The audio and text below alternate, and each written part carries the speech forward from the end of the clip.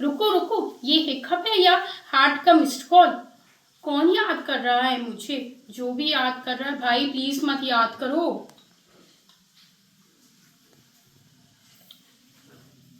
सच बताऊं, ये हिकअप्स किसी की याद करने से नहीं होता, डायफ्राम की ऐंठन से होता है।